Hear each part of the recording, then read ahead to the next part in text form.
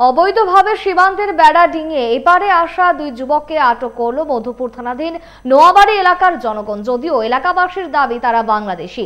পরবর্তী সময়ে দুই যুবক এলাকার জনগণ রামধুলাই দিয়ে মধুপুর থানা পুলিশের হাতে তুলে দেয়।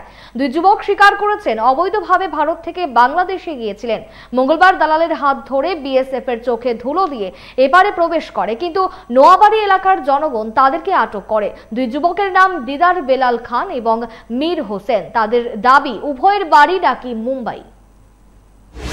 বাংলাদেশে অবৈধভাবে দুজন লোক আইতাছিল, তো আমরা সন্দেহমূলক জিজ্ঞাসা করছি যে কই থেকে আইছে। তো তারা দেখছি তারা বাংলাদেশের লোক, তো মানে বাংলাদেশের তুইটাইছে কাগজপত্র ছাড়া। তো আমরা থানারে ফোন করে থানারাতে তুলে দিছি। তার একটা মোবাইল আর পাসপোর্ট আসলো, ওই সহ থানারে তুলে দিছি। আমরা পাড়ার সবাই মিলে তারা ধরছি, থানারাতে তুলে দিছি। তো আমরা চাই না কেউ যাতে অবৈধভাবে আয়োগ বা ইন্ডিয়াতে। তো এটি বিএসএফ এর কাজ, পুলিশের কাজ, এটা আমরা মানে জনগণ মিল্লা কইরা থানারা তো তুলে দিচ্ছি। যাবো মুম্বাই। আমরা গেছিলাম একটু বাংলাদেশে অবৈধ পথে, ভুল করছি আমরা, আবার অবৈধ পথে আসছি। আসার পরে এরা আমাদের সব ডকুমেন্ট রেখে দিচ্ছে, আমাদের পাসপোর্ট, প্যান কার্ড, আধার কার্ড সব রেখে দিচ্ছে। রেখে বলে 2 লক্ষ টাকা লাগবে, 2 লক্ষ টাকার মধ্যে ফোন না দিলে ছেড়ে দেবে না। আমাদের 2 ঘন্টা ধরে মারছে, আমাদের 2 ঘন্টা ধরে মারছে। তোমাদের বাসা কোন জায়গা? মুম্বাইতে। কিভাবে বাংলাদেশ গিয়েছিলে?